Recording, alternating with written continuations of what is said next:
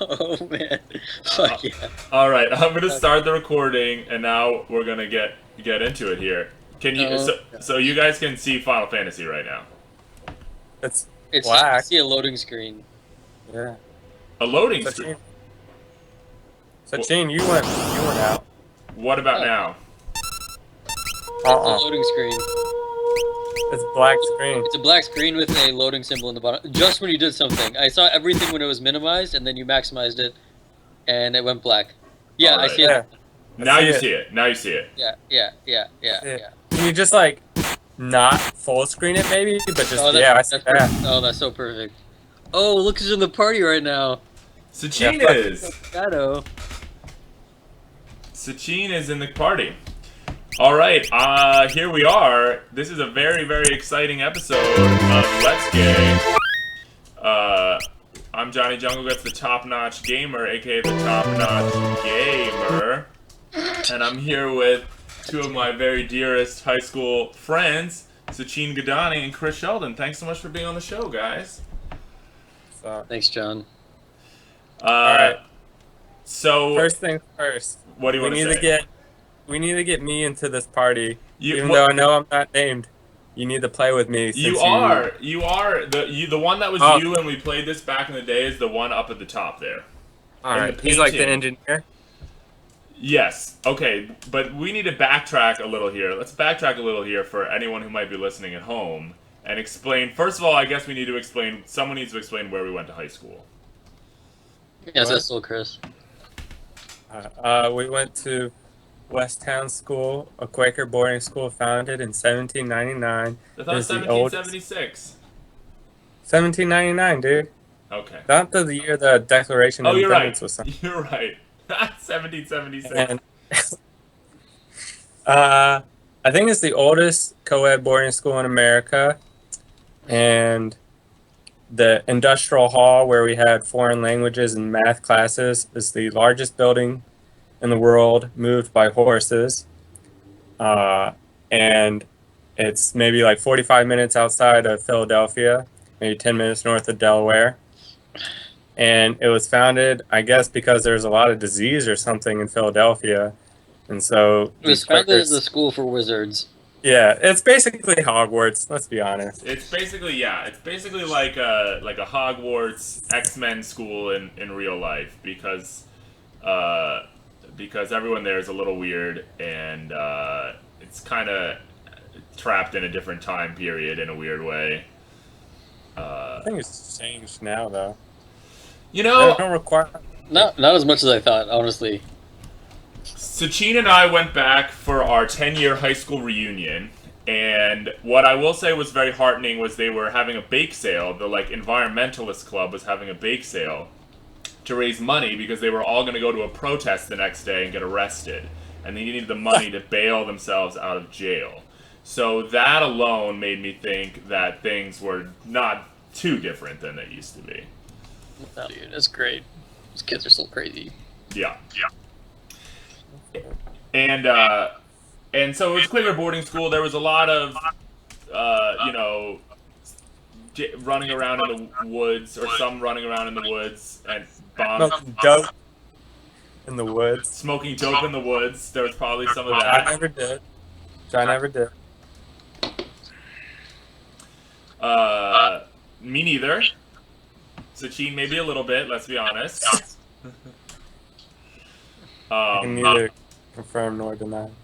Confirm nor deny.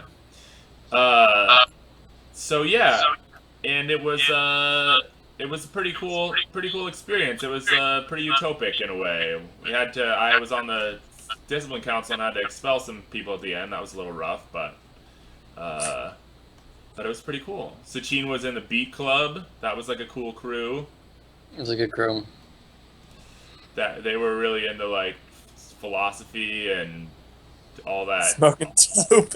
Yeah, some of that, but also like the sort of like San Francisco Renaissance type poetry. I think was kind of the gig for Beat Club and Yeah. staying up late and It was very freeform. It was very much inspired by like stream of thought writing sure. and beat poetry. That was the inspiration, and then we sort of tried to relive we try to basically live as those like poets would have lived. We didn't really read any poetry. We had all read the books prior, and then we're so inspired by their lifestyle that we just decided to like, I guess, sort of like try to live like that. Sure. I think that was really what it was all about. And that's Just like being carefree and an asshole to everybody, and just like having a good time regardless of anything else. I don't know. That was the idea. That was the essence of it. Didn't you like cut a nerve on a glass bottle at some point? Yeah. Yeah. There was that happened. the most. And then I remember the Beat Club did a poetry night with the Club Epiphanies, which was like the more traditional literary club, and there was that was a good collab, but also a slightly dramatic collab. I don't remember what happened in that actually. Dude, I remember what happened. Chris, explain what you remember. Your memory of what it was. I think Sakel had just been expelled or whatever. Yeah, that was an emotional time. And like, I think you did like "Hurt" by Johnny. Oh, dude, no, let's stop. No, we're done. We're done. I don't want to go there again. I don't want to go there. We're done. We're done. Okay. Let's play some music. Well, here's the thing. Is that everyone needs to know is since we went to a quaker boarding school, the school was like responsible for you. So like if you got caught like smoking dope or doing anything, you might get a little expelled, and then there would be like crazy dramas around that. Yeah. But yes, that happened, and also I remember there was a little bit of a rift between the Epiphanies and the Beat Club, and one of you guys ended up quoting the Bible in a post. I kind of remember this. But let's and then what I most remember is that at the performance I told jokes, like sort of existential jokes, while Sachin played the sitar, and that was really Oh yeah, beautiful. yeah. I remember. That was fun. That was cool. Do you still play the sitar at all, Sachin? Yeah, I do. I don't play as much as I ought to, but I do. Can't step over the sitar. It's disrespectful. Sachin yelled at me for doing that. Now, here's my question, Sachin. How did you hear about Westtown? I don't remember that. So a family friend had sent their kid to Westtown, and he graduated the year before we got there. Mm-hmm. So he was in his first year of college, and we were freshmen. Yeah. What was his name? And yeah, they told my dad about it, and then we went and interviewed and did all that stuff. That's all it was. Sachin, what was that guy's name? Which guy? The Indian guy? The guy who, family friend. I don't know. Like it was more of an acquaintance than a friend. Yeah. Sure. He was in the same class as my brother then. Yeah. Now, here's my question. So, you were, like, really pretty young, because you'd maybe skip you'd skip, like, a grade or something already at that point? Yeah. You were, like, 12, probably. Yeah. I was 12. When you were about to go to boarding school, how did you feel about going to boarding school, like, then? I was like a huge fuck up in in middle school, and my dad is like always really, really into like academics, Right. and I was like doing horribly. I was like getting C's. It was really bad, and because he would like always make me feel bad about it, and then and he was scary as fuck. Like when I was a kid, man, you do not fuck with him because I don't think I saw him smile for the first 10 years of my life. He was really scary, really intimidating. Mm-hmm. And he was like, Chin, you got to go to boarding school because I'm afraid I'm going to lose you. And I was like, oh my God. Like, okay, yes, let's go. Let's do whatever you need to do. Yeah. So we applied to 3 boarding schools, Exeter, Mercersburg, and Westtown. I got rejected from Exeter and Mercersburg. Right. And I was on like the super duper wait list for Westtown. Really? I got into Westtown, and I was like terrified. Like, I did not want to go. Honestly, I wanted to just like stay with my friends in high school, but I could see like that he really, really wanted, like he thought that this was the right thing for me. So I just like said, "Fuck it, let's do it." Yeah. But I was terrified. I did not want to go at all. Yeah, and you were so young because I was like 14 going into Westtown, but I think you were 13 when you came to Westtown. I think I was about to turn 13. Yeah. Yeah, and so you were like really young, living away from home. Chris, how did you hear about Westtown? I know the answer, but just for the sake of the show, let's hear it. Well, both of my parents went to Quaker boarding schools. My mom went to Olney in Ohio, and I forget where my dad went, but it was in Poughkeepsie. Mhm. So they sent me and my 3 siblings all to Quaker boarding school. And you're from, because you're from like that's a thing, is like sort of established Quaker families that are part of the that sort of whole world of Quakerism. I guess you could Yeah, I say. guess so. Like, my family's Quaker way back, so. Yeah, that old school Quaker. And so then we were all in Stonehouse together. That's the boarding room for ninth grade boys. It's like a boarding house specifically for ninth grade boys. Stoner. Yeah. Stoner house. But you know they changed the name? Did Really? you see? They changed the name of Stonehouse? No, they changed the name to like some dude's last name. No. Yeah. Oh man, what is that? What a trend of like just renaming buildings after people. We can't just have buildings be named Stonehouse anymore. Yeah. Everything has to be honorific. Well, I'm sure Stonehouse was named after some like old Quaker dude. But anyway, the Stonehouse, the ninth grade vibe. I mean, we're all ninth grade boys. We're completely vile creatures. We're trying to watch porn all the time, gay or straight. My roommate at the time, Jay Fumia, was the porn He was the king. godfather of He was the porn king. He was the porn king. The porn king. Because he had like an external hard drive. This was in like way back in the day. Big deal, man. Yeah, this is Big deal. This is '02, man. There was no streaming video in '02. There was file sharing websites, but there was There was no internet in all of high school. Like we had to go to the library, That's true Yeah. too. print out like porn ads, We and then ta- take them upstairs. Like it was It bad. was like a third world country. It was not that. Do you want to know something really funny, you guys? As you probably know, I went to high school with Antone, and he wrote this like artist statement once that was like about how during all of high school he had no access to internet, which like to like make him seem like some like crazy man from the woods, but that like wasn't even quite true, and I like called him out on it, and it was like Oh yeah, he's like I'm a wild man. Like yeah. we didn't have internet. And yeah.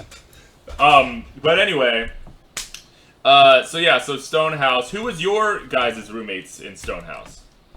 Antone. Oh, your roommate was Antone, who's a good friend of mine and went to college with. And Sachin, who was your roommate freshman? Phil Ligon. Phil Ligon. Oh yeah. Legs. Fligs. Everyone thought I looked like Phil Ligon freshman year, Yeah, I remember that. Yeah, maybe. but then we kind of grew apart. Okay, so let's just go around. Sachin, what would you say your like earliest memory of me is, and then what was your earliest memory of Chris? Okay. I think that I have an awful memory of these things, but I remember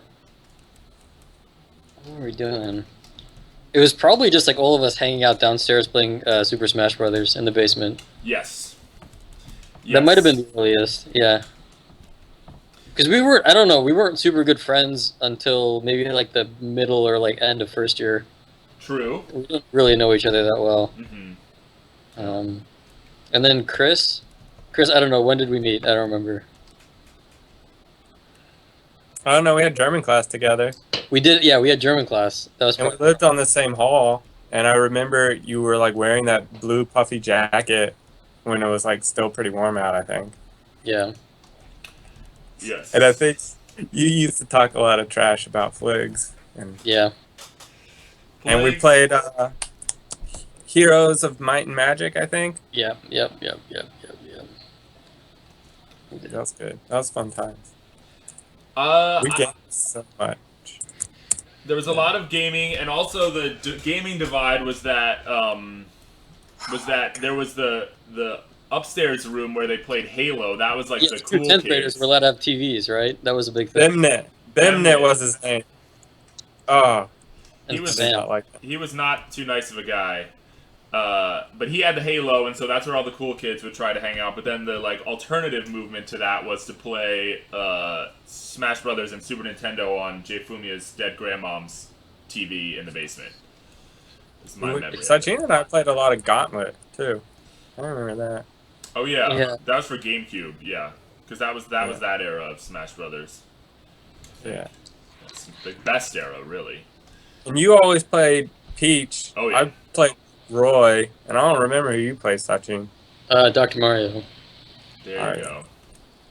go. So then, okay, so my earliest memories of you guys that I can conjure up, my first one is of Sachin receiving a package that was entirely of caffeinated drinks, bizarre caffeinated drinks, like Oh, yeah. extremely caffeinated drinks that I'd never heard of. Balls was definitely one of them. I still get those packages. One of them was even caffeinated, like mints, sort of that type There of a was soap. vibe. There was soap in that too. Caffeinated soap. Yeah, shower shock. And then you drank all the caffeinated drinks, and you like went nuts for like a night. Like I remember you getting up on the table in the in the common room and like sort of doing like a little table dance to Lucy in the Sky with Diamonds, and then you also like wanted to sleep in the hallway that night. Like that was your big goal for the night, was to be able to sleep in the hallway. It's just like a fun like new thing, right? It's just yeah. more exciting. It's more exciting. It would have been really exciting, but they said no, and then that was when the caffeine rush like broke, and then you started crying. That was when like the bawling started. It was amazing. I was like, this kid is so cool. Like I remember being really into it at the time. My earliest memory of Chris, actually, that I can conjure up is when I told Chris that I was gay, which obviously I'd been friends with Chris before that, because I wouldn't have just told him that out of nowhere. Right. But I think all right. Go ahead. What do you want to say? You so tell like your version my of the like story. earliest like memory. I think it's like we're hanging out on the like west side stairwell, you know, of Stonehouse. We're probably on the second floor. You're like sitting on the railing or something, or I am. And I was like, dude, you're so gay, man. Just like come out. It's like fine. It's like, I was like, it's West Town. Like people are accepting. Like, it's like totally fine. Like, you're gay, you know, to like just come out. But then I remember, we were in the common room, and I was like, on the computer there, like checking email or something. You come in. And they're like, "Oh, Chris, you're here. Great! Like, I'm about to call my parents and like come out to them." I was like, "Oh, all right, that's cool." I was like, "Well, I'm gonna go." And then I think like 20 chicks came in, and I was like, "All right, I'll stay." Yeah. And I'll be here for support. Yeah. The thing that's worth noting for everyone is that I was like even more extremely gay acting in 9th grade than I have ever been before or since. Like I was so like I would wear like solid yellow jumpsuits in 9th grade. Like the fashions were going out of control in my memory of it. So then eventually Sachin and I became roommates our second year. That was pretty chill. That was really, really fun. That was, dude, one of the best years of my life, for sure. Oh yeah. No, there's no doubt about that. Like I was peaking really hard. Because you were just like so comfortable. I could do whatever the fuck I wanted to. Yeah. Yeah. Oh god, that year's funny. Sachin, I wasn't there, but John, I remember you telling the story of Sachin being like, "Is it the golden gun or the golden hand?" in his sleep. Sachin like, talked in his sleep a little bit. Yeah. And he talked about the golden gun from GoldenEye. Shows what I was thinking of, and like, yeah, we were definitely playing a lot of games, playing a lot of Diablo. You were using Linux, which was like, oh, what was cooler than that in 2004? Linux is so cool. Linux is so cool. Linux is still really fucking cool, but then it was like, to me, I was like, I'm friends with hackers. That's what I thought at the time. And I borderline was. I mean, Sharp, like, he kind of knew what he was doing. Sharp kind of knew what he was doing. Yeah. You played Final Fantasy VII that year. That was my first introduction. Yes, that was big. I remember playing that with Geddes always looking over my shoulder, like trying to tell me what to do, and me just being like, "Your mom." Don't die. That was like a your mom phase. Like I would always try to like we would all be. That was like when your mom had just like really hit hard. I feel. Oh, man. Yeah. I would like during study hall. I would like hide in your guys' armoire or whatever, so I didn't have to do work. Yep. I remember that. And you put a calculator key in your ear, and it gets like stuck there for like oh my god! Yeah, I put a calculator button got into my ear somehow, and so then I had to go down to the nurse's office really early in the morning and explain what had happened. And they were like pretty chill about it. They were like laughing and they got it out, but that was pretty disgraceful that I shoved the calculator button off my. Because at first I had to rip the button off the calculator. That's the first thing that had to happen. Yeah, you were like Yeah, playing it yeah. with it constantly by your ear, and then eventually it just fell in. It fell in. Now, and then So John, one other really good memory I have, and I'm sure John remembers this, but is of John reading to me every night when like like after lights out at like 10 o'clock or something. yeah, John would read to me. What did we read? We read Alice in Wonderland. we We read read- Alice in Wonderland. The Last Unicorn was definitely one of the books. We read like maybe some of Siddhartha.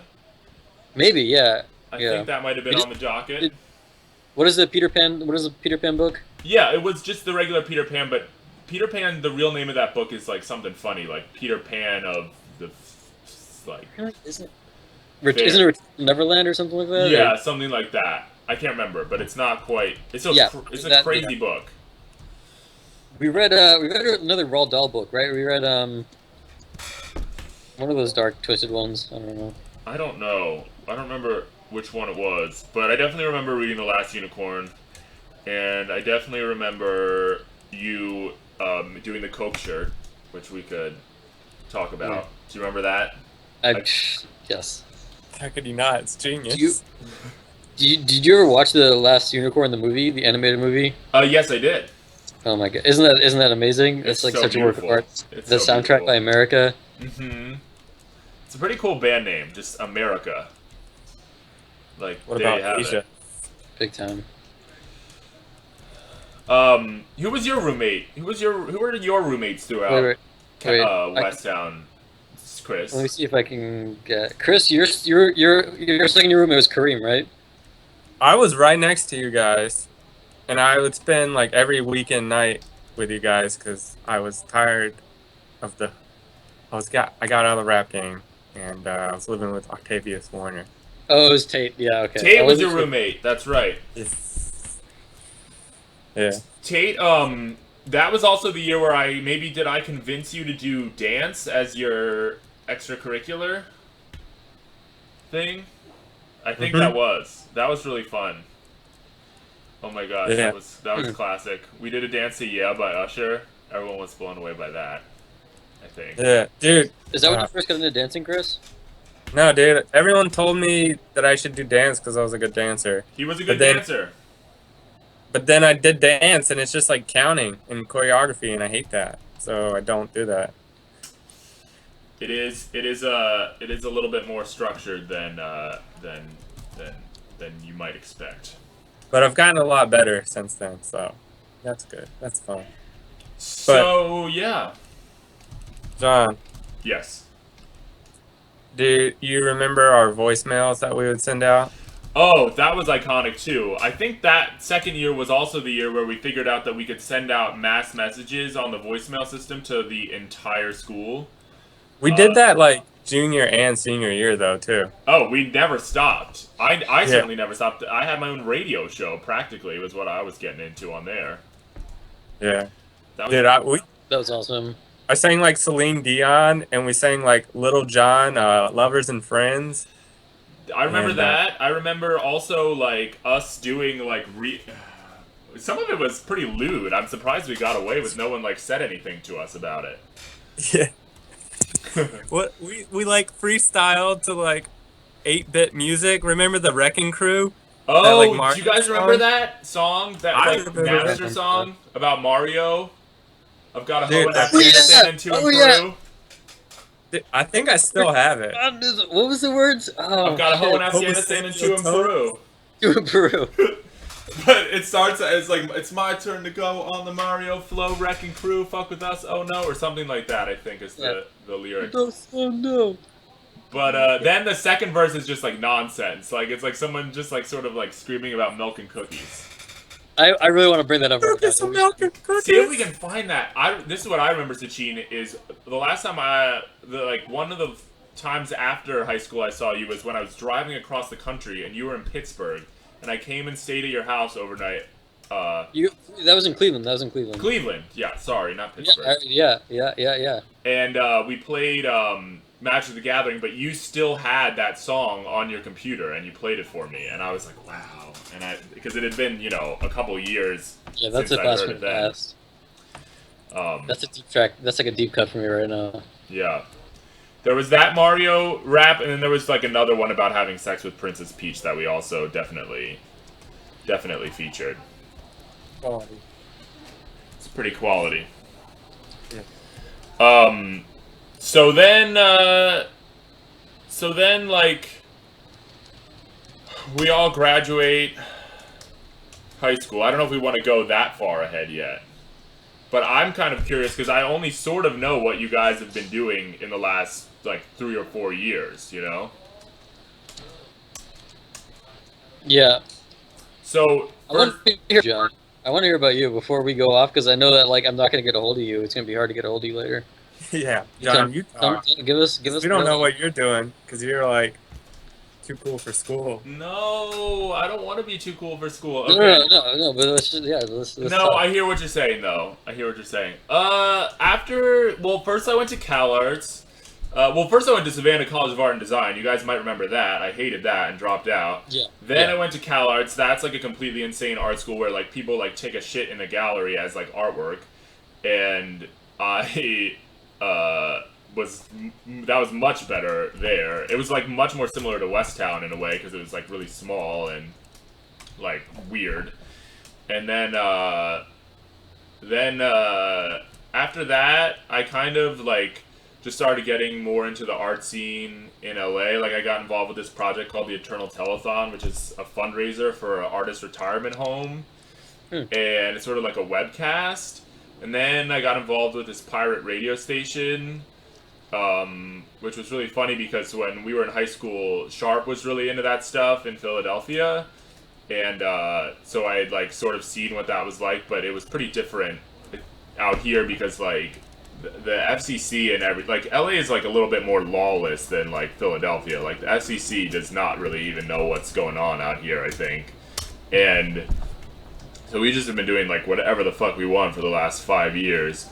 And broadcasting it. Yeah. Like just like really weird shows, like people like just like I hosted a show once, or I was the studio manager for a show once that was like a rock band playing completely nude, but you couldn't see them because it was the radio, and then we all like they all like interviewed each other about their dicks. That was like something that we did on the radio. And then also in that time I drew every single Pokemon and had an art show of that. Yes, yeah. Were they? I don't think I've seen that.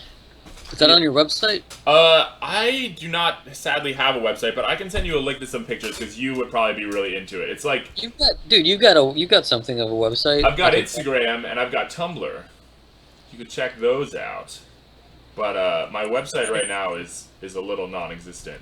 So, but that kind of the radio station and that kind of got me like into the art thing. Like I was in the New York Times and they wrote like an Art in America article about all the Pokemon drawings, and that was kind of cool. And but you would really like the Pokemon show because it's like all black and white. Florida's like imagine like a gigantic room like with 25-foot high ceilings, like in a big room, like almost the size of like a basketball court. Whoa, okay. But like literally the entire walls are just papered with drawings of Pokemon. Like nothing but Pokemon. Just the first 150? No, like 800, like all of them, like the whole thing. Oh, and also the other thing I did. This is another thing we should talk about is senior projects, because my senior project was to go to the Bahamas. I went with Dorothy and did a dolphin research project. Yeah. And that was like the start of so much for me, because then I went on to do all these different projects with wildlife. I did like me and Nadia and Deborah went down to South America and did a project where we volunteered with animals, and like Deborah walked a bear and I walked a mountain lion and Nadia took care of monkeys. That was like... Isn't that how you got your name? That is where Johnny Jungle got started. The second time I went down there, I got parasites. I got amoebic dysentery, and then they said, yeah, I had the jungle guts, and they started calling me Johnny Jungle Guts. So that's where that all comes from. Have you been going back recently? I have not been back to South America in about, I want to say, 5 years, sadly. But I would love to go back. It's just like money and time, and as we get older, it gets harder to do like fun stuff like that, I think. So, John, I was going to say this earlier when we were talking about jobs, but I think you should become an environmental educator because you like wildlife and you like art, and I feel like you could combine those two if you're like teaching young kids about like wildlife, and you could have like fun art projects for them to do.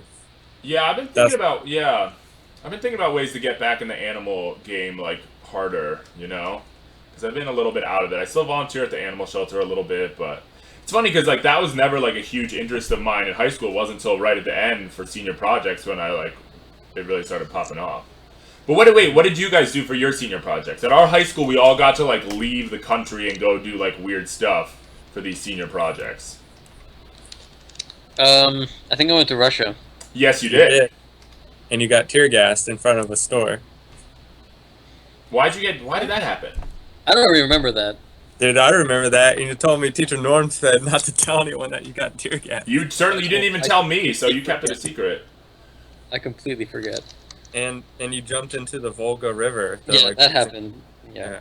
We jumped into this. So like, when you put like salt in water, its freezing point gets lower than like 0 degrees Celsius. Right. And this was like, so it was like less than freezing water. Yeah. The body doesn't like that. 'Cause it's like mostly water. So like, your body is mostly water, right? Mm-hmm. And so you jump into this thing and you basically are paralyzed. You can't move. Like it's so cold. I would have sunk, man. Somebody had to pull me out. It was really, really cold. What did you do, Chris?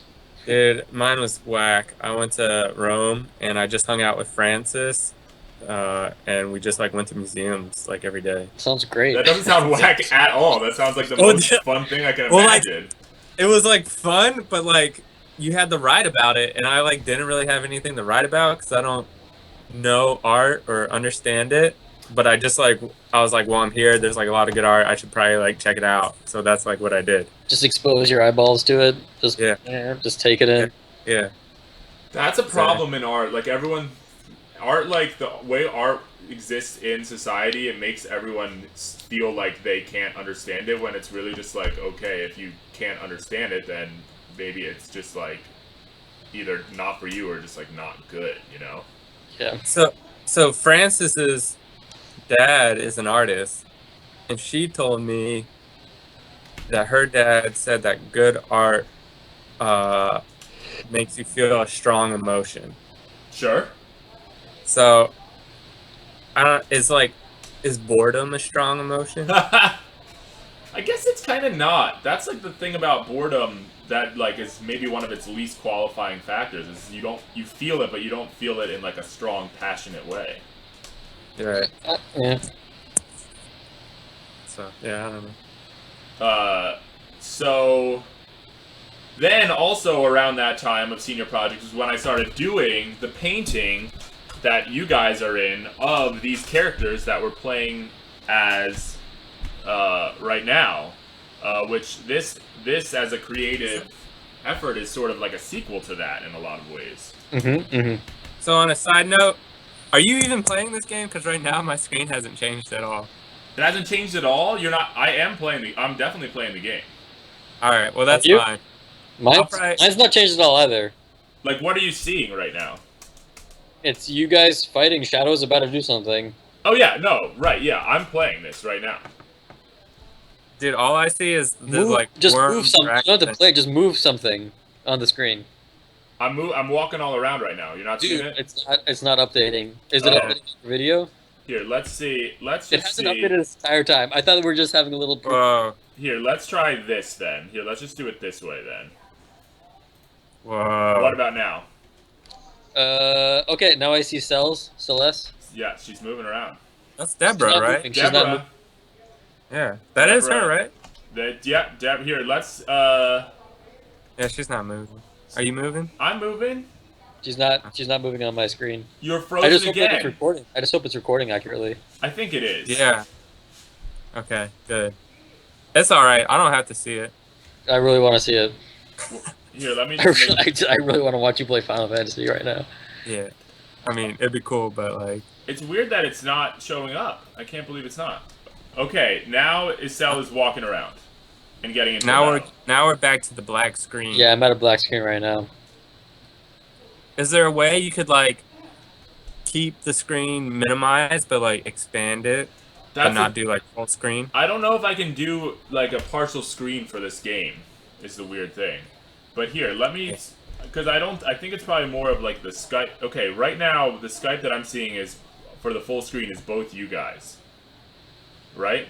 You're Yeah. seeing yourselves in my I box. yeah, absolutely. And we're moving. It looks good. It looks good. Everything's So perfect. then I go to Final Fantasy, and then what do you see?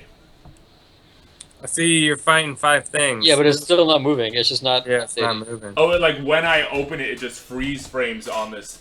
Exactly. It freeze frames on where you were starting. Oh, that's so frustrating. Yeah, All I don't right, know why.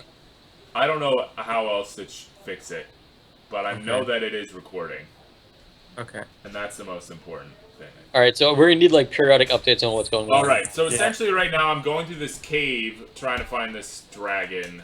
We're really at the end game, further than I ever got in high school when we used to play this game. I'm further than that, further Yeah, than I get ever close. got with Deborah. Because as you may recall, I used to play this game with Deborah a lot, and it's actually 2-player, which is like rare. Like a lot of Final Fantasies are not 2-player games. So yeah, but I also started to do this painting of all of us as characters from Final Fantasy because as I was playing this game, things that were happening in the game were happening in our real lives in high school, like the Antone character and the Deborah character sort of had a crush on each other because she reminded him of his ex-girlfriend, and then that's the same in this game, and then in real life that was kind of going on, and then Gabe's character, his whole family dies, and that was like right around the time his parents were getting a divorce. So there was all these like really weird little connections going on, and also like that was when like a lot of the expulsion stuff was happening, and I just wanted to like escape into like sort of like a more perfect a fantasy world, yeah. And so that was kind of the impetus behind that whole painting, but it's still up hanging up in my parents' house. It's like 8 feet long and 6 feet tall. Wow. Dude, How are that your should be parents? somewhere else. In your parents' house, you should take that with you and have it in California. God. Yeah, it's so big, it's so hard to move. It was in the office at Westtown for years until Chris Bembo quit, but then he actually ended up coming back, but it was in his office Wow. for a long time. That's cool. Yeah. So, but yeah, man, we're pretty into like that's the thing about Westtown too, is because it's like kind of in the woods, so there was just this whole sort of like I don't know, and we were all like really into like science, like fantasy stuff, and it was just like this sort of like utopic. Katamari? Remember was that big. game? Yeah. Oh yeah, that was iconic. Can I give some fun game suggestions? Sure. Yay! All right, so I wrote them down. So I don't have a gaming console, so I just use my PC. But there's this game called Brawlhalla that you can get for free on Steam, Oh yeah. and it's like Super Smash Brothers. So that's a lot of fun. Because we played that a lot. And I have like 4 controllers, and in grad school I had friends come over and we play that. Mm-hmm. And then Sega All-Star Racing Transformed. It's like Mario Kart. With Sonic. And yeah, Sonic. And that's really fun too. But that's all I'll suggest for now, but I've got other fun games. Sachin's Alright. like stuff. But wait, what are you? So here, what I want to know is what you guys are doing right now. What are your jobs right now? Chris just got a new job. I know. Yeah. So all right. So after I never saw you again, I went to college. It was pretty awful. So I transferred to Vermont, got environmental science degree. Then I did a bunch of internships in like Georgia, South Carolina, Rhode Island, the Adirondacks in New York, killing invasive plants, non-native invasives. And then I went to grad school in Arkansas, and I studied wetlands, and I looked at vegetation and decomposition rates of a restored and natural site. And now I am working in Vermont again as an environmental scientist. So mostly I'm doing like right now I'm just like GPSing points, but eventually I'll be delineating wetlands. And you do that by IDing wetland plants and IDing wetland soils. And you need to know this because people want, well, in Vermont, it's pretty cool in Vermont because there's a lot of solar projects and wind power projects. Sure.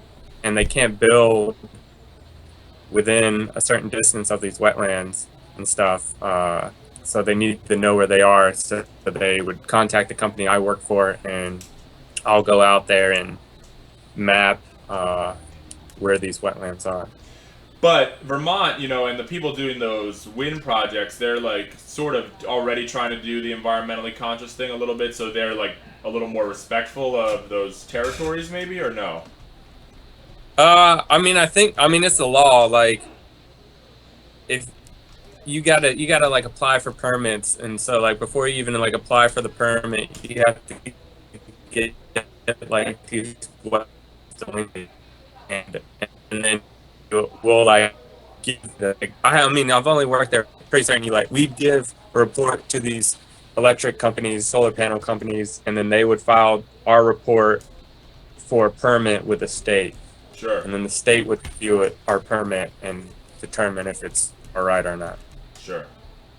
But I mean, it doesn't sound like there's a ton of pushback, which is chill, and that's like really good work because you got the wetlands. Like, that's what like purifies the like a lot of the environment, right? Like the air and stuff. Nutrient cycling, yeah. They mitigate floods, you know. So like wetlands will flood instead of just running down and flooding your town. Yeah. And they like provide food and habitat for wildlife, and they're awesome. I feel like they're like the ecosystem that provides the most like services that help people and just help the environment in general, and that's why I wanted to get into wetlands. Sounds like really, really important, like really cool work, man. Really important stuff. Yeah, I like it. And so, because you went to, and so what'd you go to grad school for? My degree is like in forestry, but I didn't take silviculture or anything. I took like some really dumb classes like contemporary issues, but then I took like wetland ecology and regional flora and stuff like that, which is stuff that I'm into. Sure. Yeah, Chris only just recently got that job. I know. In the last few weeks, it's pretty sick. Yeah. We've done this interview when we first started planning it. We wouldn't even be talking about it. Yeah. And so, Sachin, what are you doing right now? I'm in my third year of medical school, getting like totally destroyed by this guy named Basil. What do you mean? So there's I'm on pediatric surgery right now. So like basically as like a third year medical student, like you are just like shit. Like you don't know anything that's going on. Sure. You get zero respect, which is fine. Like absolutely zero respect. Most people just ignore you, but like occasionally you'll find somebody that like wants to quote unquote like teach you. So this guy named Basil is one of those teachers, right? Sure.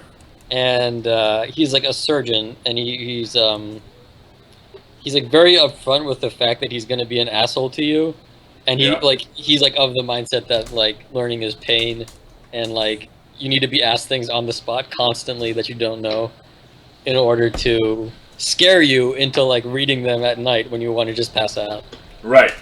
Wow. Like, yesterday I was doing something, and then I was like suturing this person, like tying some knots on this person. And then afterwards he just looked at me and he's like, Sachin, you made my heart hurt. And like that was the most personable thing he said to me this whole time, is that like I'm like literally like hurting his heart by like how awful I am. I just like I don't know. That's sewing this person up. Oh my god. So wait, so did someone else then go in and do it, or was your thing really fine? It was okay in the end, but like he like pointed at mine, and then like the other guys, were like beautiful, and mine was just like all fucked up. But like, Sachin, Can you put Polly on camera for us? Hey, cat! Hey, kitten! Where's that cat? Is that cat over there? I can. She'll come. Okay. Yeah, so that's what's happening right now. He's like, dude, he's a total hard ass. I'm off today, which is beautiful. That is beautiful. Yes. That's really cool, though. Like, the thing is, like, it's just, like, my college experience was so insane compared to that because, like, I literally felt like I was, like, kind of on vacation for, like, 4 years, but also, like, at, like, a really, like, considered to be, like, a really good school. I mean, it was good in a way because when you're making art in the real world, like, no one's putting that pressure on you to do work besides yourself. And so you just end up like having to have that self-motivation. So in college, when it's like, okay, you've got studio visits, but like there aren't a lot of like assignments exactly. You just have like shows, like thesis shows and stuff. Yeah. I mean, it kind of is really good, but it also like it always blows my mind when I hear like other people tell me these like just insane learning experiences that are so. It's So when you have to learn something that really just like there's no logic to it. It's really hard to be passionate about like memorizing medicine. Sure. So like it has to give impetus. Oh look at this. Kitten. Oh. Wait here, let me see. Oh, that's so cute. Okay. How old is that cat? This cat's about a year old. Nice. Where'd she come from, or he? She came from the local pound. Good job. Oh my gosh, so cute. Oh.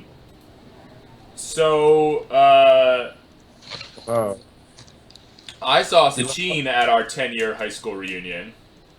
How was that for you, Sachin? It was great. That was really fun. It was really fun.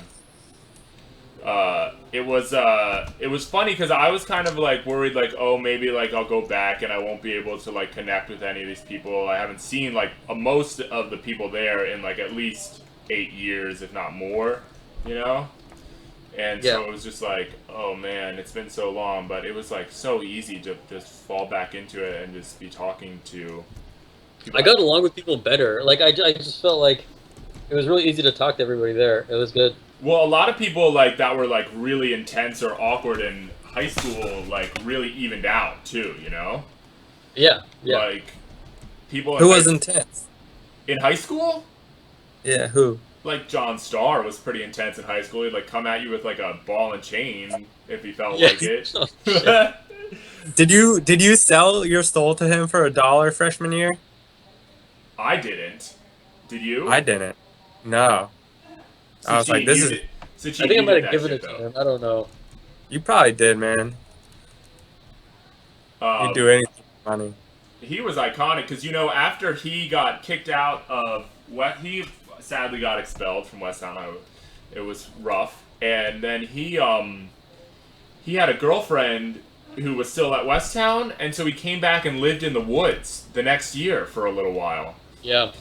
And Ted Lucas was his advisor when he was a student there, so Ted Lucas was like, sure, man. And then eventually they realized, and Ted Lucas had become like the principal, I think.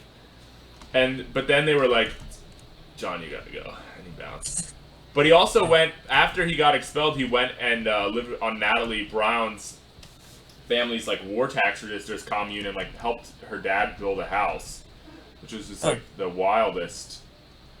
Sounds like the most fascinating. Wait, was he there at the reunion? Yeah. Oh yeah, he was Is there. he still in Fargo? What? Last time I talked to him, like last year, he said he was in Fargo doing like computer stuff. That Yeah, I think is he's still right. there. Yeah. He got a house. Yeah, he bought a house. Jeez. And Must Obi be- is getting married.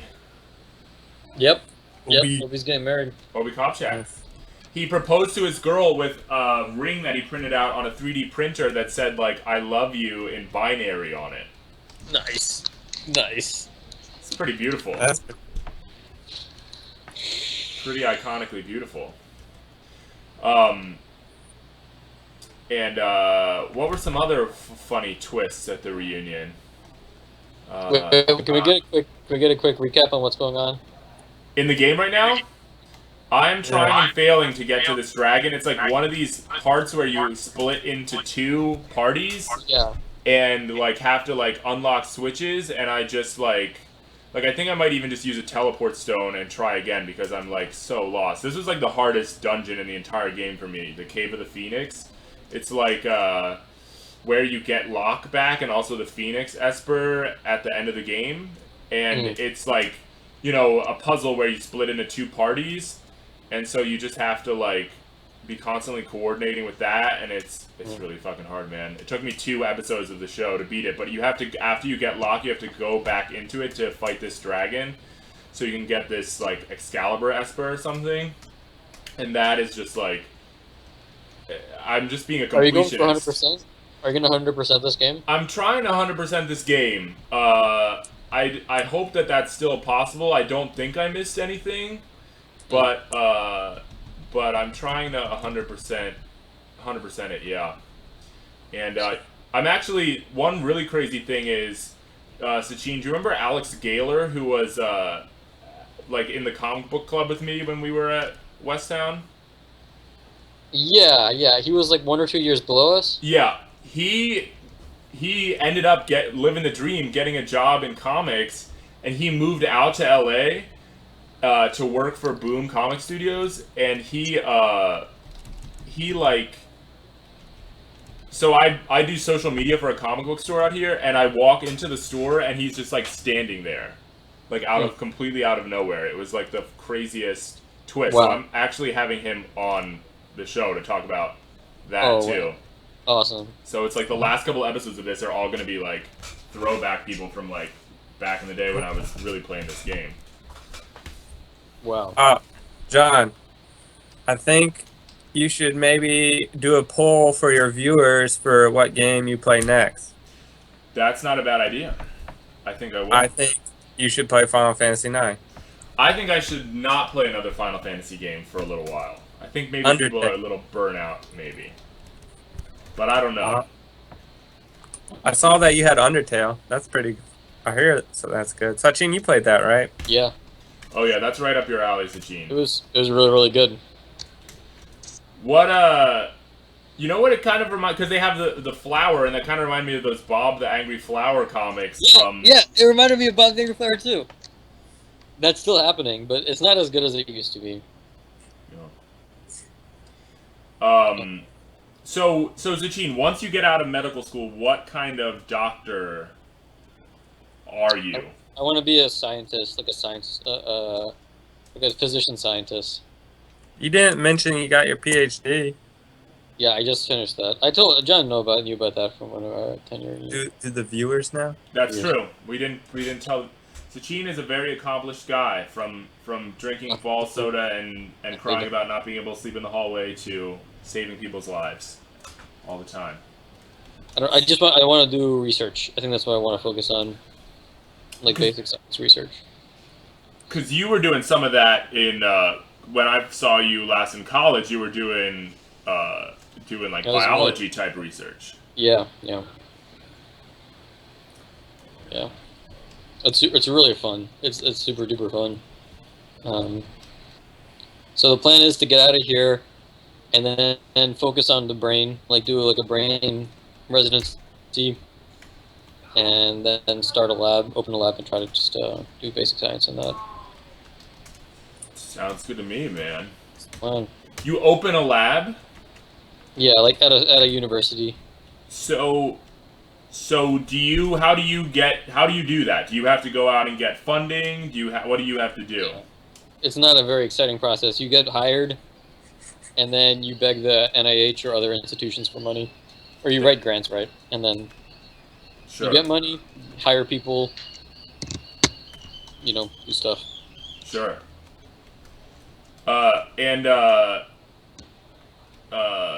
The NIH, I'm not an expert. What's that organization?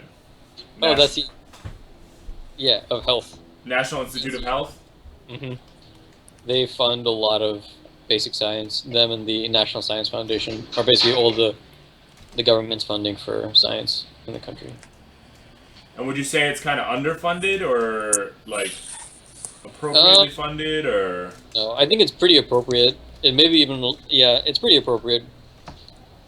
I think it's really hard to get funding, but a lot of funding goes into stupid places. I think that it's not appropriately managing its money, but I think it has a decent amount of money.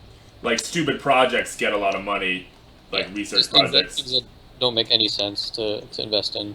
Like, give me an example of that. Just generally things. So projects that aren't that don't have much of like a logical basis. Mm-hmm. Things that probably won't work, or things that are Overly eye in the optimistic. sky, overly optimistic, not founded on real preliminary data. Sure. Pseudoscience.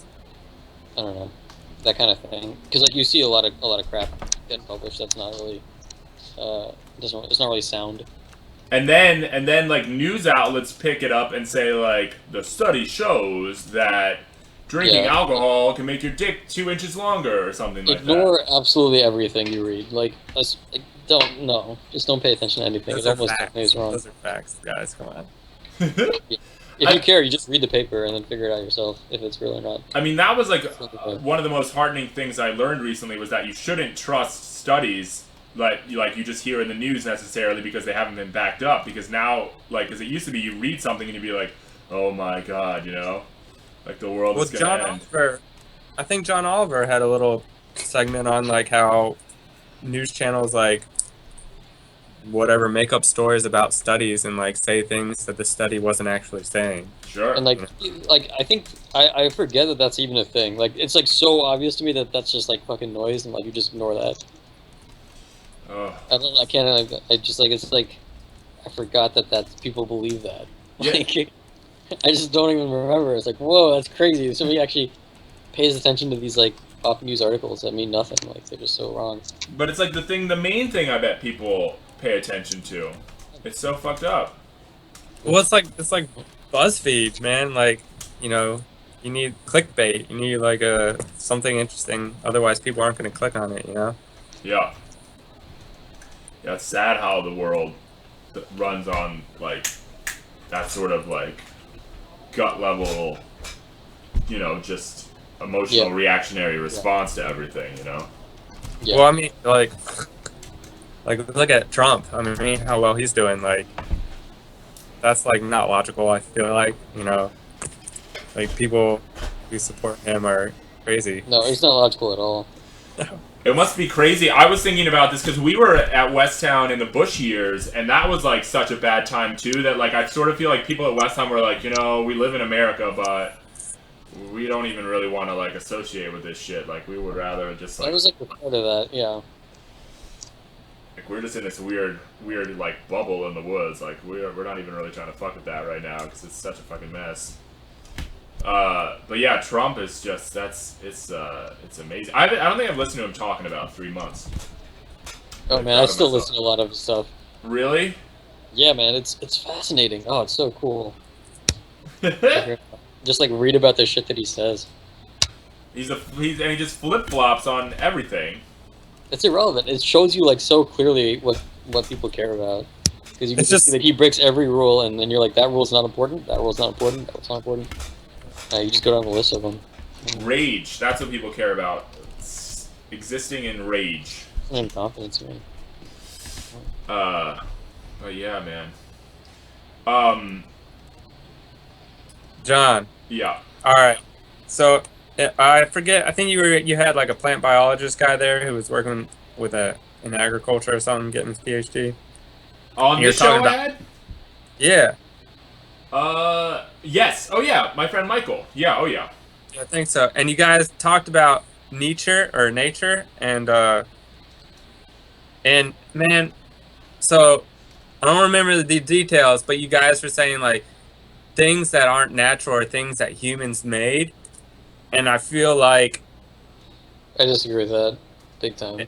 yeah, and I feel like that's kind of saying like humans aren't natural, but I think that's like a huge misconception, and I think that's one of the main reasons why like we have so many problems with our environment and like global climate change. It's because people think they can like control nature and that they aren't a part of it. Right.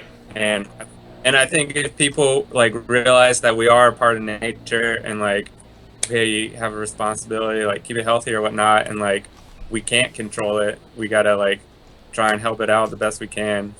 I think it would possibly solve many of our problems. But no, I totally agree with you. Yeah, that just made me angry because I feel like that's like a really big like probably like a Christian ideal, maybe other religions too, because like what I don't remember what day, but one of those days he created humans, and I feel like because of that, people think that they're separate from nature, and I strongly disagree with that. No, I agree with you. I think we were more talking about like how nature is a kind of a weird word because sometimes it's used to like separate people from the rest of the environment and the world, and we were just going off of like the dictionary definition of it, which is maybe kind of like fucked up, which is like nature is things that aren't made by humans is basically what it was saying, which then implicates this idea that humans aren't natural or a part of the larger picture of our environment, which is crazy, just not true. All right. Yeah. But no, I totally agree with you. I mean, we were just sort of trying to work through it, if I remember correctly. Yeah. It wasn't like I certainly don't feel that way. Yeah. I mean, I just felt like that wasn't touched on though. So, like, we could have gone more into it. Yeah. Did you rage in the comment section? Because you should have. You should have, man. Me? That's what I'm looking for. Shit in that comment section. That's what I'm looking for, man. I want more rage. All right, dude. I want birth by trolling too. Like I had a Pokemon tournament once at CalArts, and we did a video and everything. And every day for a while I would just post the video to 4chan, just hoping someone would pick it up and like talk trash about it and like turn it into like a thing, you know? Yeah. That was my dream, was to be like trashed on the internet, essentially. Dude, you can't force a meme, okay? It's not how it works. I was trying back in those days. That's a decent idea. But I'm gonna rage on some of your chats. Yeah, go on all my videos and write like the most like write like whatever you want. Just the more comments, Really, the better. something really insensitive. Sure, whatever you can think of. I love it. But the thing that was crazy about the 10-year reunion, I also want to say, is that it was at the exact same place we had our senior party. So it was like in a way it felt like, and the house hadn't changed at all really, so it felt like it could have been like the day after that. But that's weird. Yeah. Oh, but you didn't make it to that part. You went home before that. Well, it was Sharp's house, right? Oh yeah, it was Sharp's house and Sharp's mom and everything. Yeah. But the thing that was crazy about it was just like, I don't know, like it was just funny because, you know, when we had our senior party, of course, like the house kind of got trashed a little bit and we had to worry about like things getting damaged. But then when it was just, and like a lot of people came to our reunion, like more than half the class, I think, was there at some point during the day or another. It was insane. And you know, since we were all 10 years older, it was just like, we're just like chilling, hanging out, nothing got damaged at all because we were like grown people, but we didn't really feel like grown people in a way because we, you know what I mean? Like we were still just remembering each other from 10 years ago. It was a funny thing. That was so beautiful. That was really nice. Who I got a different feeling when I went to the 5th year reunion. Oh, I didn't go to that one. Enjoy it at all. You didn't have fun? No. What happened? I don't know. I just felt like people like weren't interested at all in like me or like talking to me. And yeah, I mean, I was like working on my thesis anyways, wrapping that up during the 10 year. So I mean, it would have been really hard for me to go, but I like was totally fine with not going. Well, I wasn't there. I feel like I did a lot of stupid stuff in high school, and I wasn't like good or whatever, but I feel like everyone was. Wasn't good. I don't remember any of that. I don't remember doing anything stupid, and I don't remember you not being good. Well, I don't know.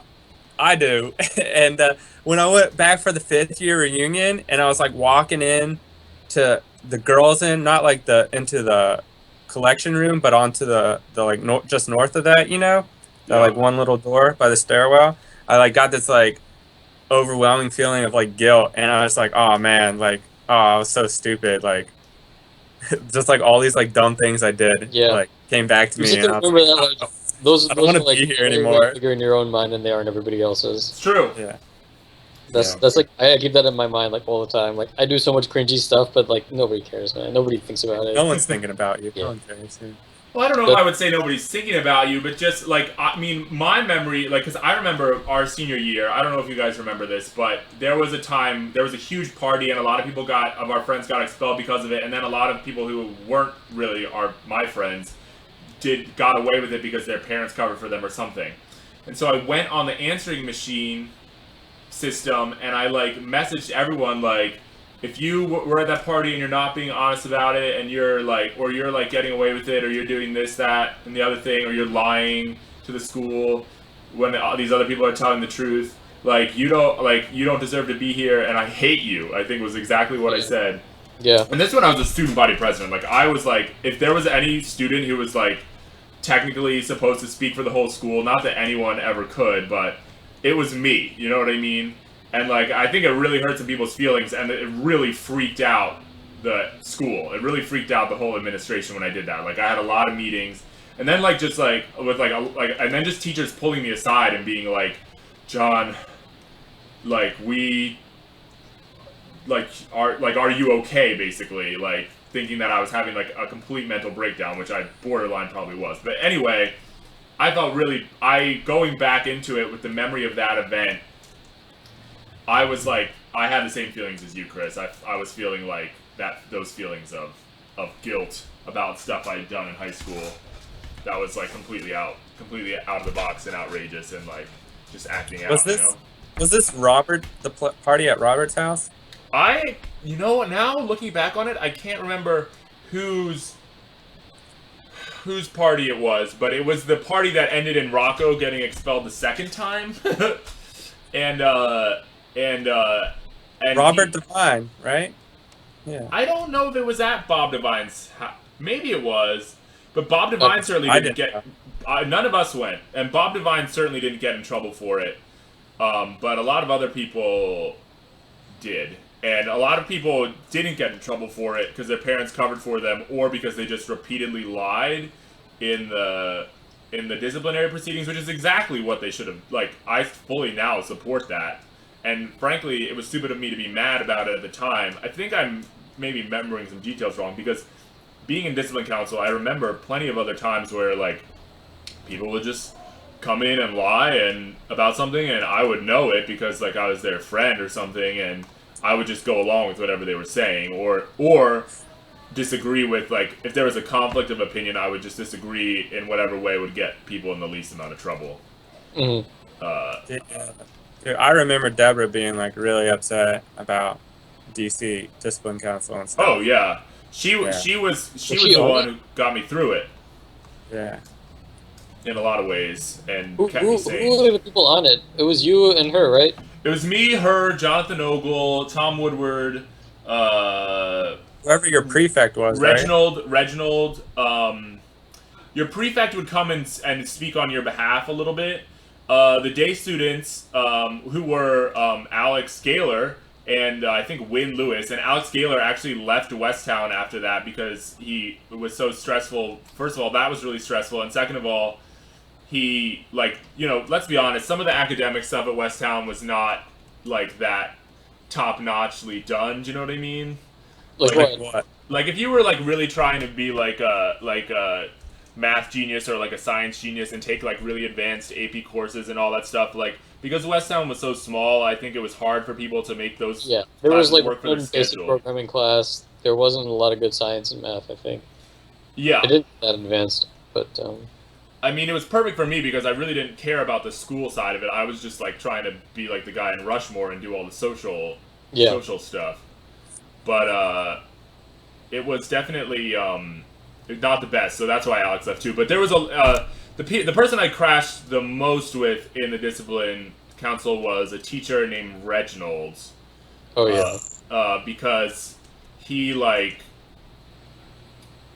I don't know, there was just like things that he was saying that was like kind of not true. And I also just remember feeling really alienated. Like anyone in discipline council feels alienated because you're not really a teacher, you're not really a student in that moment. You know what I mean? Like you're sort of responsible for all this stuff. But anyway, besides that, Westtown was pretty utopic. Swim team was pretty iconic. But wait, I think we're coming up on the end here. But I just want. You found the dragon? Did you find the dragon? No, I think I need Find this to. dragon, man. Okay, all right. Let me go back in You there. want me to pull up a guide? Yeah, it's the Phoenix Cave, is the name of it. Is the name of the spot. But first, I need to find where the like spot is. I'm gonna just start it over because I got so lost in there. Okay, this. Let's see if this is it. No, that's not it. It's like. Oh, here, the first thing you could do is pull up a map of the Final Fantasy VI World of Ruin and see if you can find where the Phoenix Cave is on the map, because now I can't even find it. Okay. We can do this.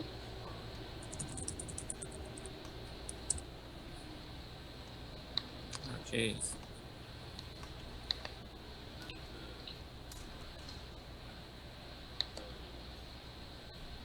Is it called Phoenix Cave?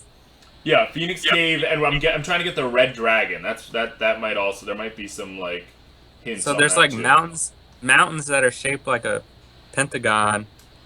Yeah. Is where Where that on is. the map is it? It's in the center of the map and slightly south of center. Yeah. Okay, Slightly south and then very slightly west. It's a small island. It's got a bunch of rocks on it. At the tip of a larger island. Yeah. The northern tip of an island. Yeah. But it's south of central. Slightly west. Ever so slightly west, yeah. If you refresh your map, we can see it. South by Refresh your screen. southwest. Refresh your screen. Oh, I see what you're saying. Yeah. Wait a second. I'll do that. Yeah, now let me go back in.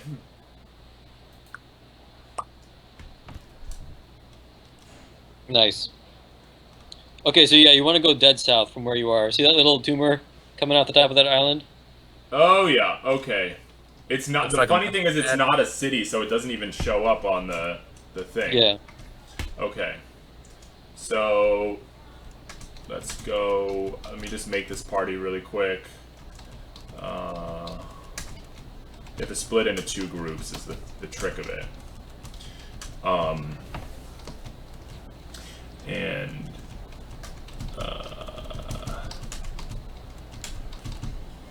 what were some other? Oh, you know what game was so fun playing with you guys in high school was X-Men. X-Men, I think it was called X-Men Legends. Yeah, Dude, it just came out on Steam, and apparently it worked. It was a terrible port, but they fixed it. But it's like $40. I'm waiting until it goes on sale. Can you play it? My question is, can you play it online with other people? Because that would be really fun. We could all play that. Yeah. I will play with you for sure. And I was, Alright, I have it all ready to go. all right, I made the parties and I just walked in the front door here. So you tell me what's the first thing I should do. Okay, so okay, so here's what, you're finding the red dragon, correct? Yeah. Party A. Walk inside and step on the pressure plate to open the door to the left. Okay. All right. Just a second. I'm gonna do that. Yep. I'm in the middle of a little battle here. Okay. Step down the pressure plate, and then to open the door on the left. Okay. So now I'm switching The party- groups. Yep, switch groups. Go through the door with party B. Uh-huh. Inside there will be spikes to the right and a treasure chest to the left. Right. Ignore the chest and go through a door south of the spikes. Door south of the spikes. Okay. Step on the tile to open a new door for party A. All right. Okay. Did that. Okay, switch back to party A. All right. We're there. Go through the new door. Step on the pressure plate in the path, directly in the path. All right, here, just a second here. I just got in a little Yep. kerfuffle with these guys.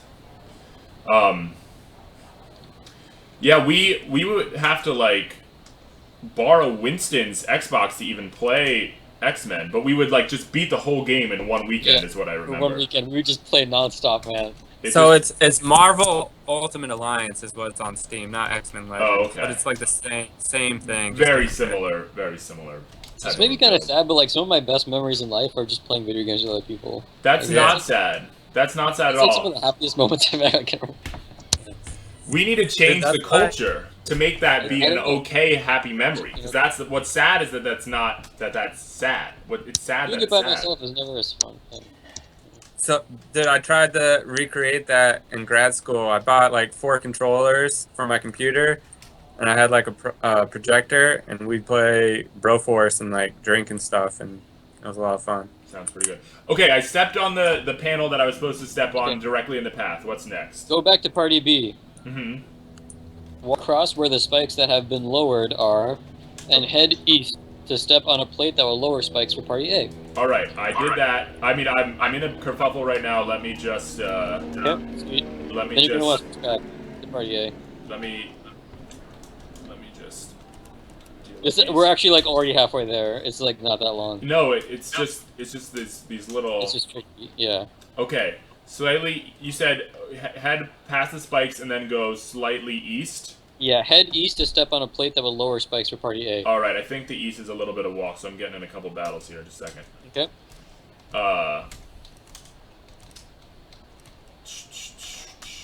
Why do you want to kill this dragon? If you kill all these dragons, you unlock in the Esper. There's like 7 dragons that you have to go around and kill, but I don't really know why. I mean, it's kind of bad. You know, Mindless killing. just senseless violence. But the You need a stupid. dragon horn.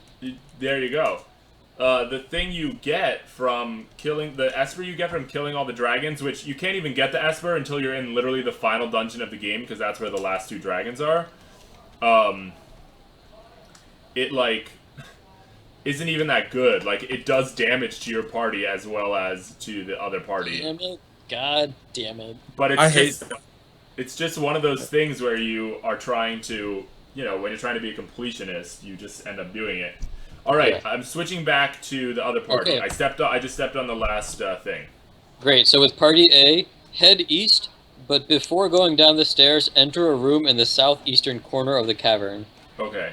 to find a teleport stone. Tell me when you're done with that. Okay. Right. Just a second. Gotta get that stone.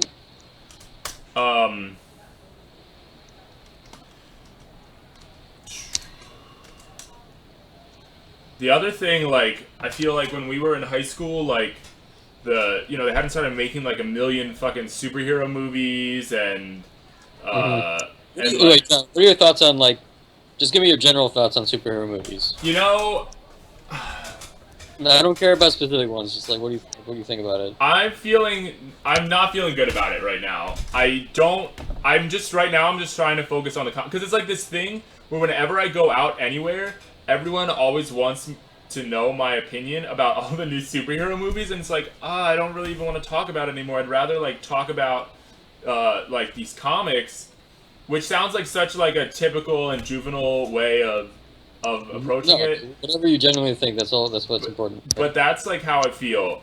And okay, so I got the teleport stone. Then what do I do Great. next? Head down the stairs into the next room, which is Okay. filled with Steam. It's like lava in here. okay? Magma filled. Follow the path on the left and cross the small bridge. Okay. I like Because- that. I like that. This feels like like in like Alien or like some movie where someone's crawling through like a mine, like a Yeah. shaft, and I Yeah. have to like explain to you what I'm seeing. You know? It's Oh, like dude, there's this awesome game called Keep Talking and Nobody Explodes or Yeah. something like that. Oh, it's so fun. It's exactly like that. It uses that. 2 people who can't see what each other is doing, and they have to like scream to each other instructions. You can Anyway, have more than 2, right? yeah, you can have like a big group on one side, but one person's defusing the bomb. Mhm. It's really fun. Okay, are you across the small bridge? Okay, not yet. Across the small bridge on the left. That's where we're going. Yeah. Okay, I'm across a small bridge. I see like a little touchstone that I could possibly step on. Yeah, so just head north and step on the floor plate to shift some stones in the lava. What? Ignore the chest, it's empty. Okay. Mine says open the empty chest. Oh. I think maybe because I've already been through this dungeon one time. I think maybe some of you are seeing like the Red Dragon guide, and the others of you are seeing the more like just typical Phoenix Cave guide. Yeah, Okay. this one definitely ends in the Red Dragon, whatever. Yeah, same.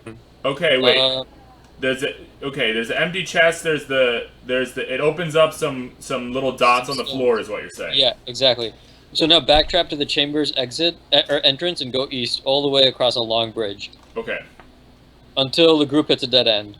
All right. I will do that. Yeah. And then you're gonna switch parties. All right. Is that what you got, Chris? I have step on the floor switch nearby, return to the staircase. This time around, follow the wooden bridge that spans to the south, east, and north. Be sure to open the empty chest along the way. Continue until you hit a dead end. Why open the empty chests? I don't know. All right. Just a second here. My guys are a little Maybe that's to be like injured. absolute 100%. Dude, maybe, yeah, you need it for the 100%, man. Yeah. Here we go. No. How's Bug Club, Sachin? I'm no longer good. I've handed the reins off to That's a third-year undergrad. Right. He's taking care of it. It's great, yeah. Good. What's Bug Club? Tell me about that. Bug Club is the entomology club. I started it when I first got to UVA. Wow. Do you go out and Yeah. collect specimens and stuff? Yeah, we did that. We would do like a lot of outreach at like local schools, and we had a lecture series every year, like a annual seminar series. We got 4 people from like around Virginia. We'd usually get people to come and talk. Wow. It was good times. You know who got really into, or who did some of that stuff was Amy Markstein. When I Yeah. was Sorry? driving cross country, she showed me she was doing some of that stuff. I saw some of her like specimens and stuff. Yeah, we talked about it when we met at the museum a couple months ago. Wow. Wait, what museum was that? The Natural History Museum in DC with Chris. Oh, and- you guys! Oh, right, you guys all met up over there. That's right. Yeah. That's cool. And she's like living in the. What is she doing now? She's like a park dream. ranger. She works for the Bureau of Land Management, and Yeah. she like edits or writes NEPA writings, which are like environmental protection agents, national. I don't know, but it's like really. It sounds really boring, but she seems to like it. It's like when you do a project, like if you're planning to build a trail, like in a national park, you have to do the like NEPA things, and so you have to look at like how it will affect the environment, will it affect any cultural resources, like if there's like a Indian hut or something nearby, I don't know, but it's like for like tiny small projects, it's like 100-page document, and it takes at least 9 months for it to get through and like approved and stuff, and it's just like really technical writing, and it sounds really awful. Emily Ferris told me she was like absolutely in love with her job. That was Well, that's good. That's what I heard. So now let's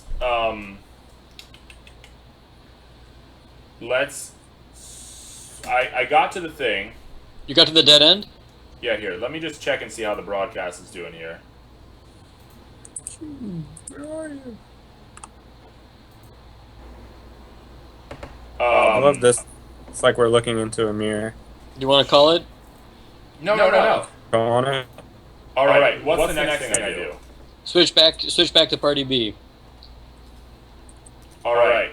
Step off the floor tile and head west, down some stairs to enter the lava room. Yeah. Go all the way south and through the lone door on the left. Okay. Just a second. Dude, mine's totally different.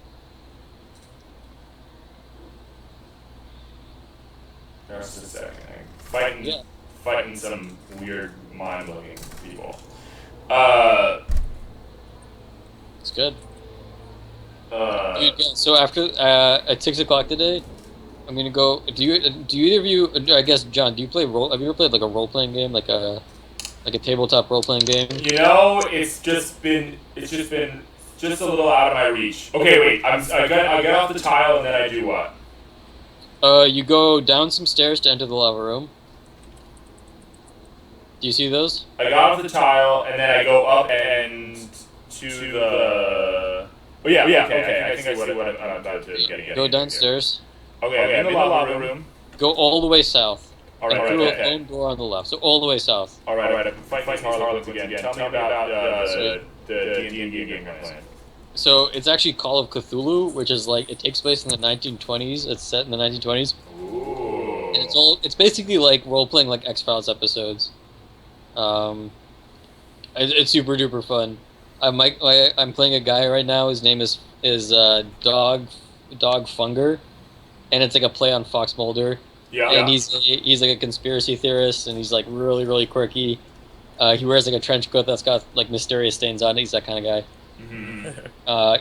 In the last time I like straight up murdered a 14-year-old person to save myself. It was really, I don't know how I'm gonna live that one up, but anyways. Okay, so I went all the way south.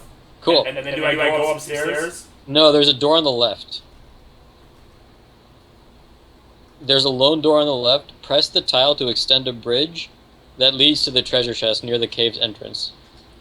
Okay, just a second here. Mm-hmm. I think I got a little. This is fun. Sachin, remember my cousin that's like that professional? Yeah, your cousin's a huge badass. Yeah, he's playing through the Call of Cthulhu now too. Oh yeah, I think you mentioned that. My friend just wanted to play it, so we did last week, and we're gonna do it again this weekend. Okay. Yeah. A lone door on the left. Yes. I'm gonna say that there's like a slight bit of stairs I have to go up. So I'm just gonna go. Down some stairs to enter the lava room. Go all the way south and through the lone door on the left. Okay, I think this is it. Even though they should have worded it better by saying go upstairs to the door, but I think it has to be this. Okay, so I went through there. There should be a tile to extend a bridge. Okay, I think I did that. Leads to the treasure chest to enter near the cave's entrance, which holds the wing edge. Okay. Backtrack into the lava room. All right. Okay. And then down the steps and return to the magma chamber. Oh, yours is more accurate. All right. Yeah. Okay, so just a second. I just went back down those little stairs here. Cool.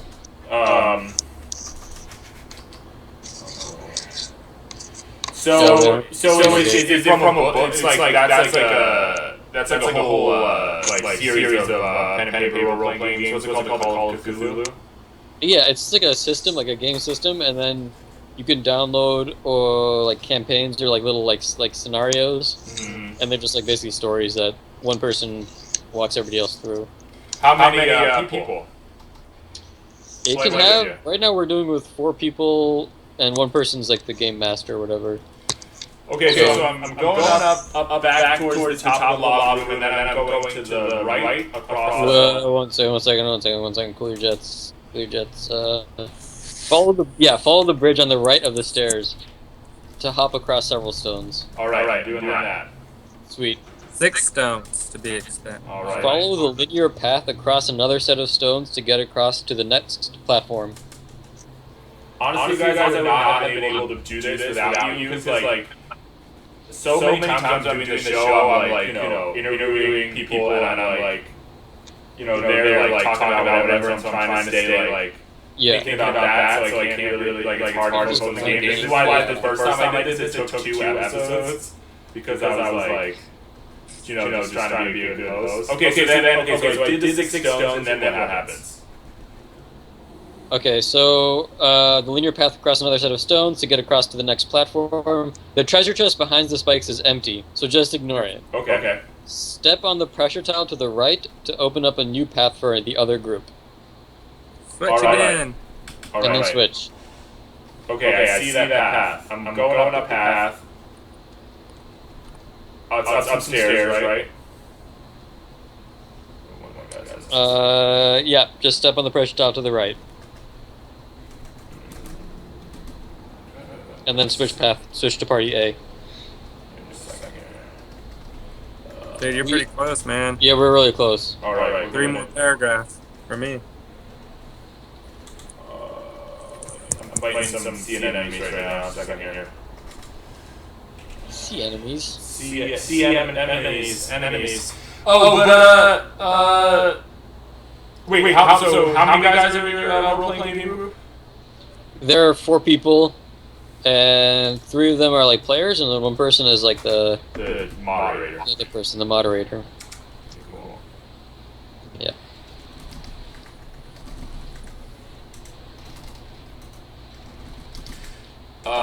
Right. So then, so I'm going up here, and then back down on that set of stairs.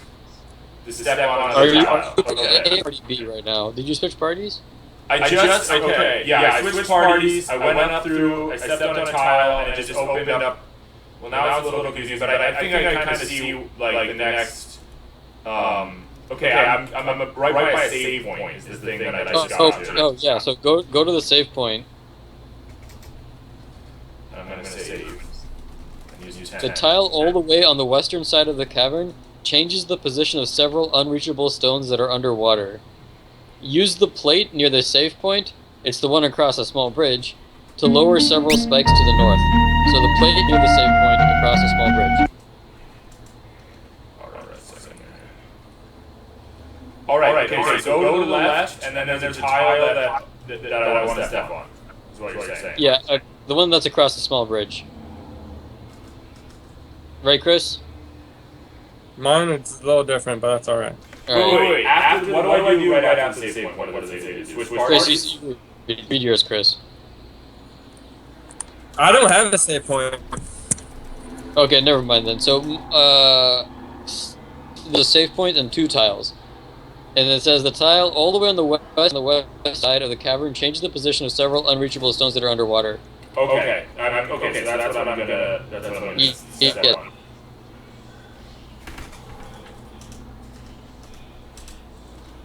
Okay, so I'm stepping on that tile. Nice. And then what's the next thing I do? There's the plate that's near the save point across the small bridge. So I guess the other tile, hit that one. Near the save point? Yeah, it's across a small bridge. Oh, yes. Okay, yes. I see that one. But the thing is, when I step off the one that's to the left, everything goes back to normal. That unlocks those little things. Oh, you can't access that? Like I can't be on. It doesn't permanently change the map. Yeah, don't worry about it. Just hit the one that's across the small bridge. Alright, that's what I'm gonna do. That is what I'm doing.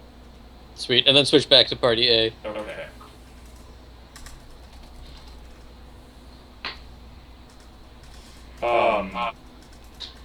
So John, what comic books are you reading right now? The big comic book that I think is going to define this sort of era of comics, like the 2010s, is probably called Saga. Yeah. Have you read that one at all? I'm on the 3rd of it right now. It's super duper good. Oh yeah. Saga? Yeah. Saga. And it's by Fiona Staples and Ryan K. Vaughn, which I don't know to probably tell a lot of people listening to this. But I love Saga. I love what have I read that's good lately? I read this comic book called Midnighter, which is about like he's sort of like a gay. I guess it's like a gay version of Batman, and that would be the simplest way. It's kind of more of a combination of like the Punisher and Captain America, but he's really badass, and it's really well written, and funny. What else have I been reading? I've been going back to all the old Black Panther comics from when I was in like 7th or 8th grade. Like I didn't really realize how cool those were because they're all about like how bad U.S. foreign policy is, and also just like bureaucracy in U.S. government and like just bureaucracy in governments in general. And those are all really good. Christopher Priest wrote those. I would definitely check those out. And they're really funny too because they're like all told from the perspective of the Black Panthers, like sort of like government liaison for the U.S. government. This like white dude, he's like totally out of his element. Okay, so what were you gonna say? Okay, nothing. You hit the Across small bridge. I hit that. Okay, great. So go back to party A. Okay. Step off the tile and navigate to the area where the others have lowered the spikes. All right. Follow the new path through the door. Tell me when you've accomplished this. Okay, a second. I might jump the gun here. Have you heard of this comic book called Archangel? No. It's like just coming out. I think only the first 2 or 3 are out, and it's by William Gibson. Oh, who's the guy that great. wrote like Neuromancer and all this badass Oh, shit. I love it. Yeah, man, it's fucking cool right now. All right, that's on my list. Okay, so I went past the spikes and then I go down some stairs, maybe. Follow the new path, the door to the room filled with lava and several stones. All right, we're in there. West, so go left, Yeah. then south, then east, to get across the solid ground. Then south. Then east. Okay, East. I think I did it. I'm on The solid first ground. The first path here leads to an empty treasure chest, so hop across the easternmost stones to reach the next room. Okay. Pull the switch in the wall to drain the water from this part of the cave. Okay. Did that. Cool. Go back to the party B. Yeah. Backtrack to the plate that controls the previously submerged stones and step on it. So the one that's to the left of the save point. Right. And then make sure to save before you, as you do that, because you're about to go to the dragon. Yeah. And then after you step on that plate, you go back to party A, and the dragon's going to be right there. This stuff. Sachin, did you ever read the book Snow Crash? Yeah, dude. Oh my god, one of my favorite books. I was just thinking that you said William Gibson, even though that's Neil Stephenson, but I thought like, oh, that would be such a genius book. It's so good. Dude, that book like blew me away, man. The first 20 pages of that are some of the best writing I've ever experienced. It's like just such brilliant, like it's the cyberpunk, but it's also just sort of like a satire in a way. Yeah, it's over the top. With the Deliberator. Oh my god, dude, so good, so fucking good. Chris, it's like about, I mean, it's about a lot of stuff, but the beginning of the book is about like a pizza delivery boy who, if he doesn't like deliver the pizza on time, he'll be like killed by the mafia. The mafia controls all the pizza industry, and it's like super high tech. And if you don't deliver on time, like basically get offed. I don't like Chris. You gotta at least just read the beginning of this stuff. It's so good. It's funny. It's a really I fun added book. it to my Add to Amazon list. the list. Okay, just a second here. Alright, I'm going to the save point, hitting save. Alright, and then, let me use that tab too. Run low on tense here. And then I go to the right, and step on the left, and step on the thing. Yeah. And then I switch parties, maybe. Switch parties, go south, and then you're at the drag. Okay. Oh yeah. Oh, I did not realize I was like we're right on top of each other. I did not realize we were that close. Whip armor that resists fire. All right. And when you fight the dragon, refresh your screen.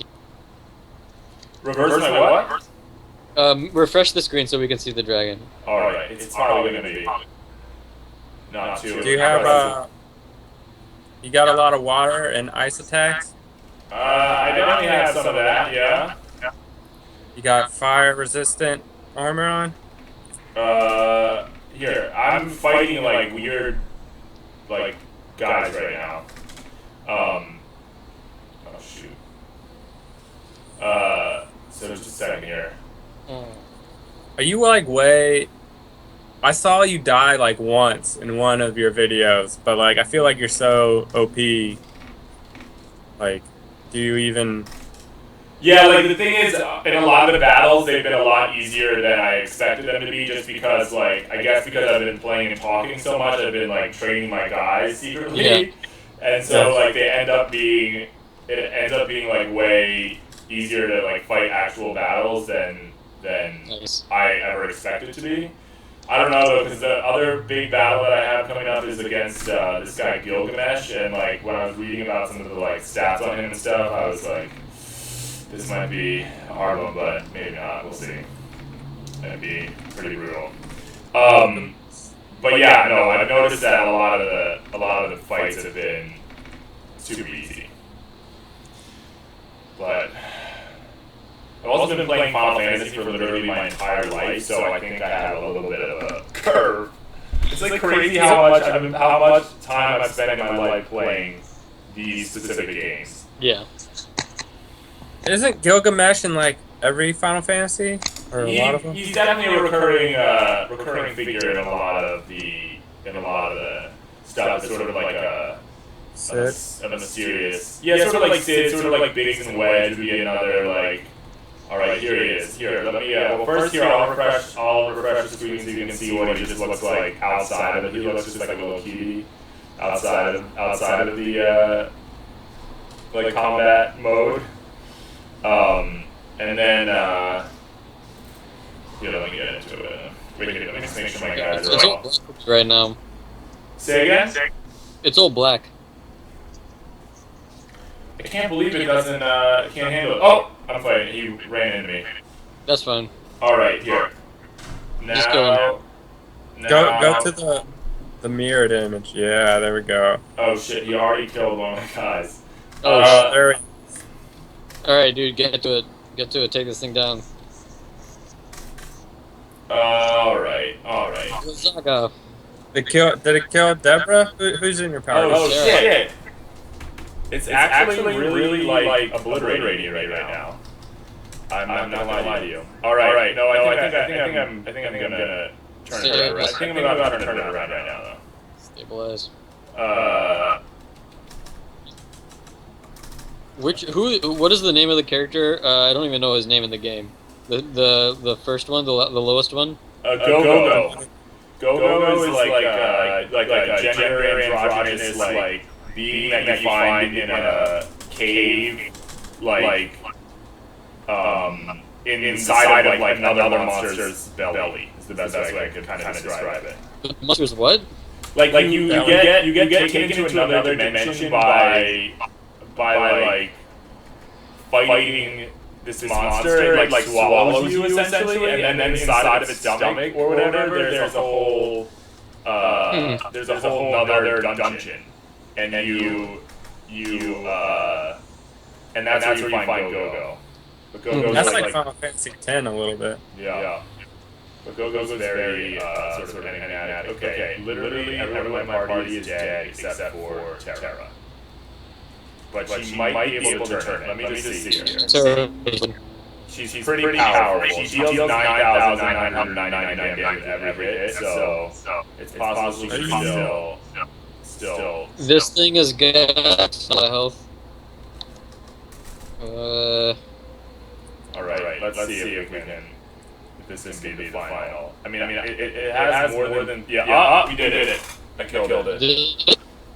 That was harder than I thought it would be. The problem is because I had to split into the two parties, and I didn't know which party was going to be, was going to be the like Fighting the party. fighting one, and like only 4 of my guys are really that good.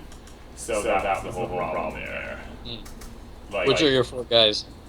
Locke, Celes, Shadow, and Terra. So Does Shadow just run away whenever he wants to? No, eventually in the game you get him just like completely permanently installed. Okay. And so you don't have to worry about that. I actually found out he runs away in the early parts of the game after he takes like a certain amount of damage. Is how right. Sort of Okay. Obtain Dragon Horn. So there that is. Here, let's see what that does.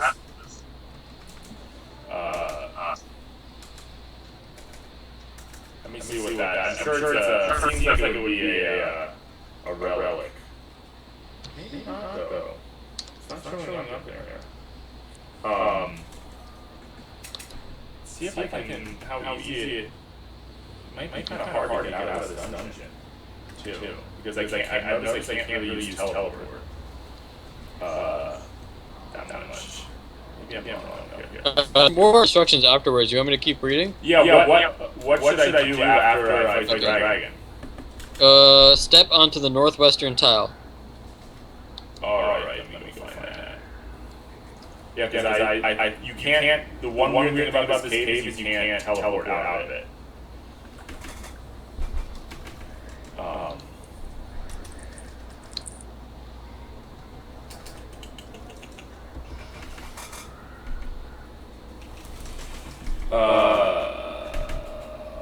Sachin, Yeah.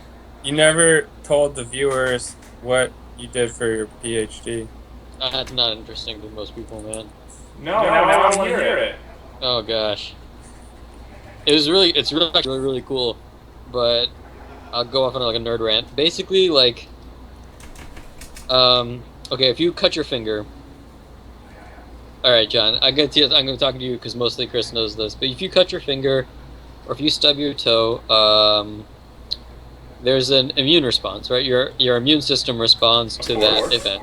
Okay, Yeah. and that response does two important things. It prevents you from getting infections, or it defends you from infections, and it also promotes healing of the wound. Yeah.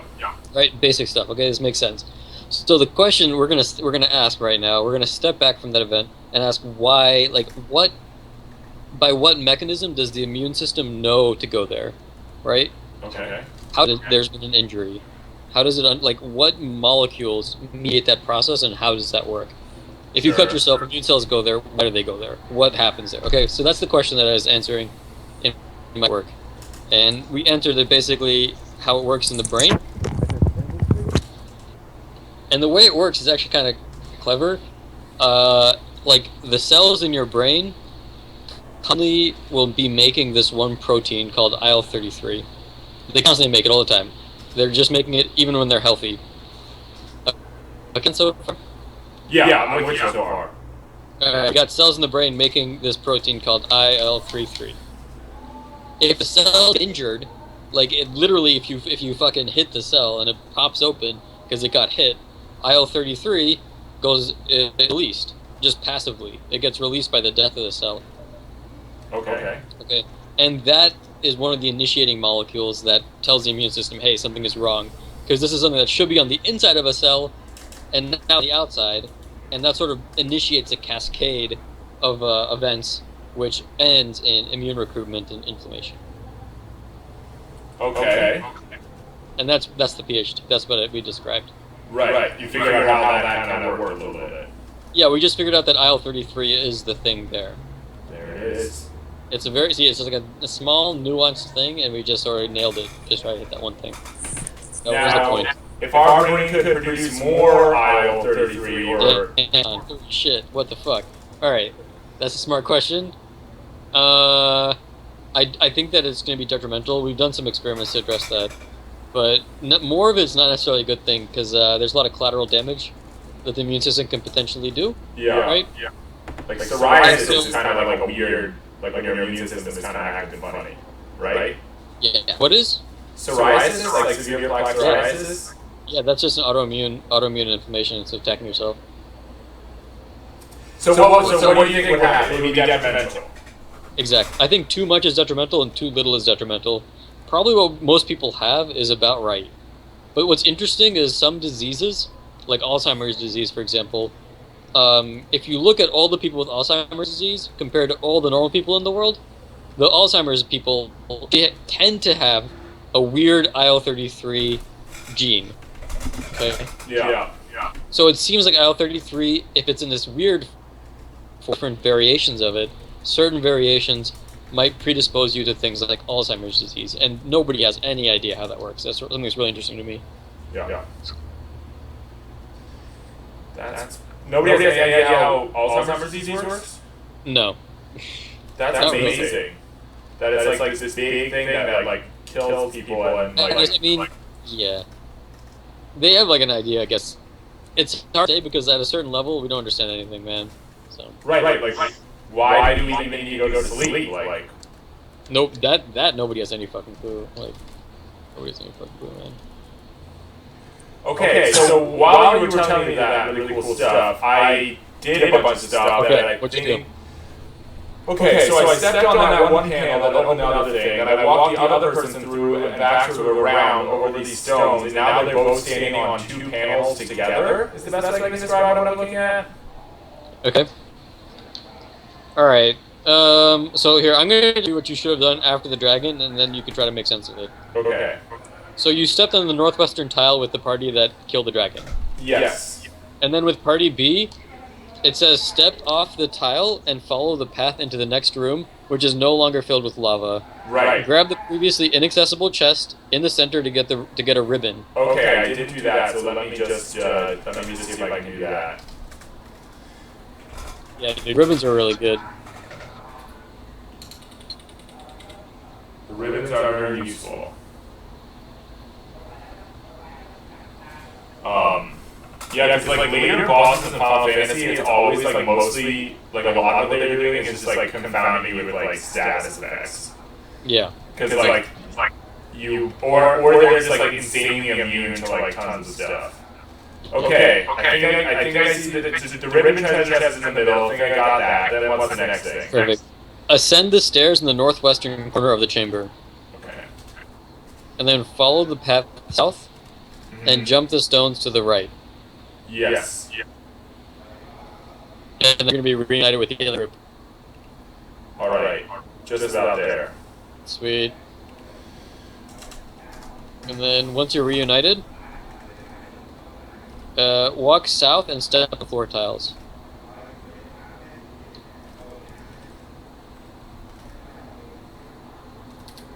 And then with the other party, you're gonna walk down and step on the other tile, so both tiles are stepped on. All right. Let's see that. Okay. All right. Then what? Okay. Now walk along the trail and into the next room. It should have lowered a wall, right? Yeah. Walk along that trail and into the next room. Keep going until the group encounters Lock? Yeah. Okay, we already got lock, so this is probably just like the way out now. Oh. Let's see what it is. Okay, great. So I think I just forgot. I just didn't fight the dragon the first time I did this dungeon, which is so stupid because I probably could have won against it because I thought like I wouldn't be able to win. But so I had to go. Yeah, it doesn't have any instructions on how to get out. Sorry. Oh, it just says maybe there's like a little thing here that I can. Unless Chris has got it. Because I think in the original version, when you do it with lock, you like he just teleports you out or something. So maybe there's like a little spot in here that'll still like the little exit zone. Yeah, look around for that. Dude, I can't wait to come to YouTube and actually watch this. Yeah, man. It's gonna be awesome. I mean, just watching you play the game. Oh yeah, we're gonna actually see what happens. In mine, it says it's like time to head to Narsh? I don't know. Okay. Alright, I see where we're supposed to. I see what we're trying to get to here. Let's see if there's. Okay, there's a treasure chest now. Oh yeah, open that.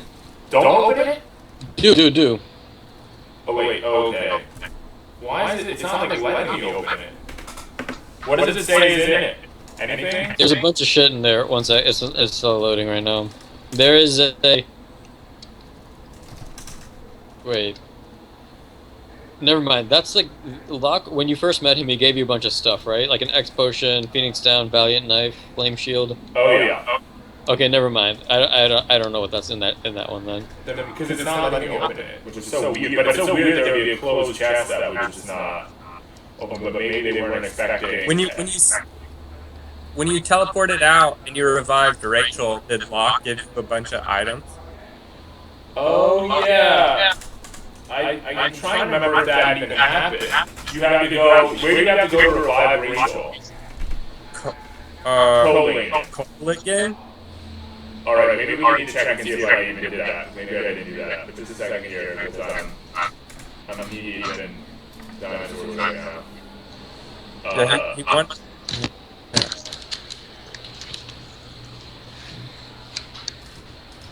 I feel like I'm gonna have to split this into 2 episodes. Here. Oh, look at that. Do we need to do another intro that you can like edit at the beginning? No, that's okay. Let me see if this. Oh yeah, here we go. There we go. Okay, we got it out. So that was still the right thing to do because that was the only way out of the dungeon. Where on the map is Colingen? Just so I can make sure I did that stuff.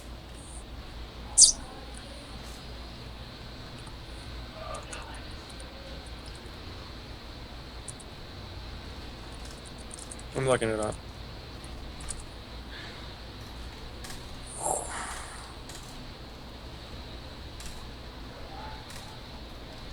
The cat's like so curious about what's going on. Man, I'm sorry I've been too cool for school these past couple years. I think LA really fucked me up. Like, do you remember any point in high school where I said I wanted to be famous? Did I ever say that in high school I feel ever? like you said that like all the time. Sachin, let me hear your thoughts. Did you want to be famous, or did you say that you wanted to be famous? What? I mean, either one. What was your take on either one? I think that you wanted to be famous. Yeah. I don't remember what you said. The world of balance. It's like I don't know, man. We're world ruined. We're world ruined right now. Right. Well, the world of balance is where Colingen is. There has to be some version of it in the world ruined though. For that's what's supposed to go block after we get him out of the cave. Oh. I have no idea. World of ruin. Mm-hmm. World of ruin. Dude, so John, I've gotten back into Magic the Gathering. Oh yeah. Dude, do you play? No. I know what I've been playing a little bit lately. Hearthstone. Have you ever played that? Oh, yeah, man. Yeah. I think both of us played that. Yeah, I played it for a little bit. Sachin was into it more than me. I had to give it up. It was. Yeah. I literally spent like remember when like a couple months ago like there were all those horrible police shootings and then the police themselves were getting shot and it was like 3 days of just like insanity. Yeah. I just literally spent like those whole 2 days. I was like, America's going to shit. Better to stay in my house like Hearthstone. Like that's what I did. It's good that your reaction to hard times are to play video games and like not to do drugs or something. I guess that's true. I thought you were about to like read me and say like should have been like it's not good to play video games and bad things going on. You're right. It's better than doing hard drugs. Right. All right. So, what World of Ruin? Shoot, I just had it. Call again, number 9. It's all right. So you're still at wherever you were, Phoenix Cave, and so it's like northwest of you. So there's kind of like an island. There's water, then there's an island, and there's like seems to be a decent sized desert in the middle of it. Okay. Is that right? I think I know exactly what you're talking about. All right, so it's not the island with a big desert. It's the one northwest of that. Okay. And so you cross a little bit of like an ocean strait, and then there's a tiny little desert, and then you go like more west north, and it's on the shoreline, the west shoreline of that island. All right. I think I see where it is here. There's 2 cities that it could be. Okay, yeah, found it. All right, let me go see, because I think I remember where in this town the grave is. Let's see if we can get into that. I don't think you go to a grave. Or maybe you go in the basement of a house where Locke's poor ex-girlfriend's body is, and that's where you. I think maybe you have to. But wait, where? See, maybe I'm. It's not in that house. Does it say? Can you see on the guide anywhere where it says like what house to go in or anything? No. Right, It seems like Locke just like teleports you there. Alright, I found it.